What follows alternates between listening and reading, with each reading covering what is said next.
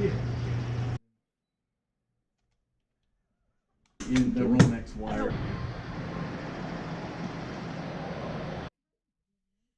As far as the crank, the only code in it is the TR335 with the crank position sensor.